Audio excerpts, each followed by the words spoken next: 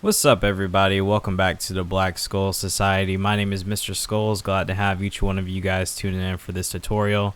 Today I'm going to be showing you guys how to fly the notorious Mi-24, one of the most iconic Russian helicopters you probably already know of. We have two different variants, but this tutorial is going to help you fly any one of these. Honestly, it'll help you fly any helicopter like a pro. So yeah, let's get to it. Alright, so the most important part of this tutorial, I would say, is to set up your keybinds. As you can see, majority of my keybinds for my controller are unassigned on the right hand side. But I'm just going to scroll through these, and you can pause the video as I scroll, and I would suggest copying these key bindings. And you know, by all means you can make tweaks to them, but if you are a fan of playing I would say GTA 6, oh, I'm sorry, GTA 5, I wish it was GTA 6, GTA 5 or Battlefield, these key bindings are going to work the best for you. So on the second page, the only key binding I have is for the map. I have that as the select button. Let's go over to helicopter, collective up, right trigger, collective down, left trigger, and you guys can see the rest of them here.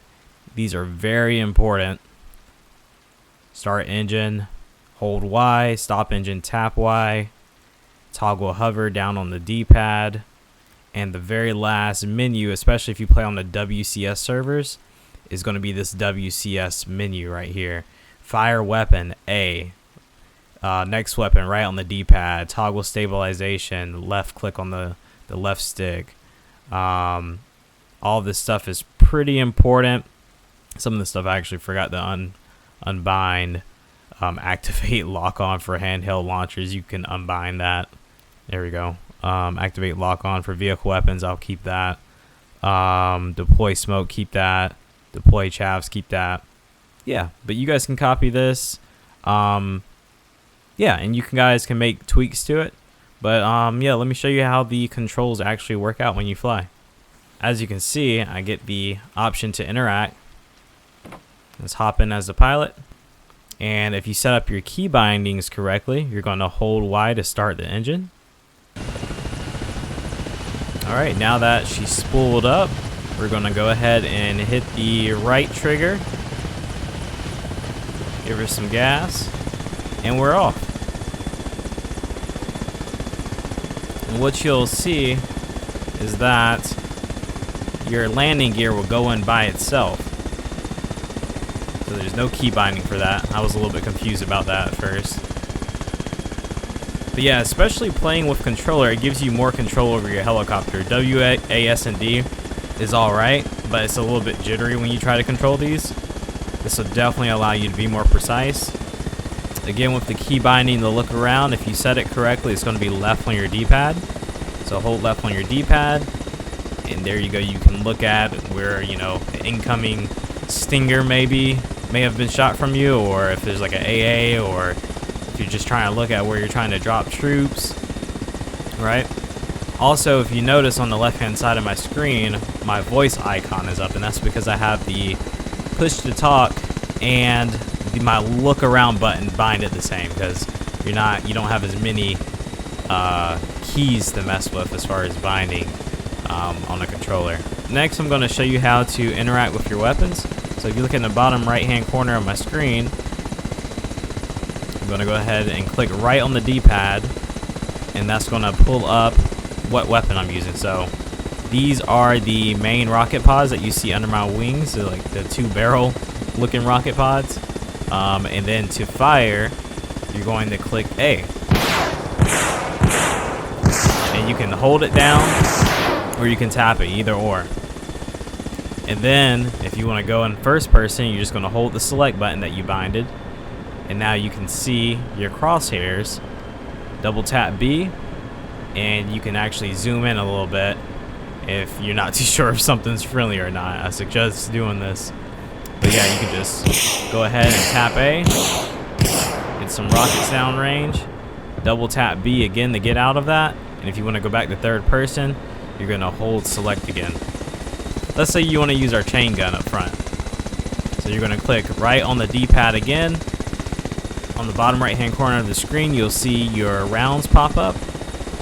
And you can go ahead and hold down A again. And as you can see, there's some pretty notable tracer rounds, which is always nice.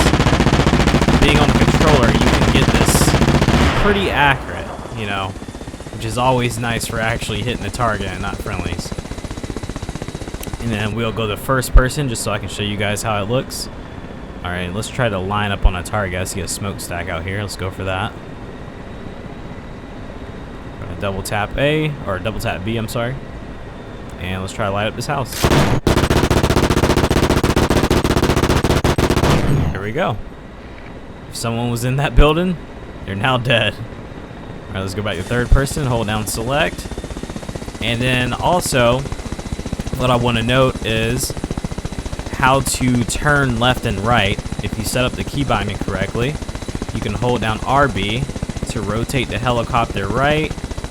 And keep in mind, this is like how the pivot once you're hovering, right? If you want to pivot left, hold down LB, pivot right, hold down RB. Kind of like on GTA. I think that's the same key binding as GTA. Next, we're going to go over countermeasures. So I have it set so you have to hold down the left stick and then you're going to choose either Y or X, but you have to hold down the left stick. So let's say a missile is incoming, right? You see the missile launch or you hear the missile warning, then you hold down left stick and you hold down Y. And as you can see, you have a crap ton of flares on this helicopter, which is always nice. Alright, and let's say you want to come in for a landing. You can do it two ways. You can land it manually, right, which is going to be a little bit tough, but if you're inexperienced, you can always click down on the D-pad. The game will automatically take you to a halt in the sky, and you can just use your left trigger to lower the collective and bring you on down to the ground.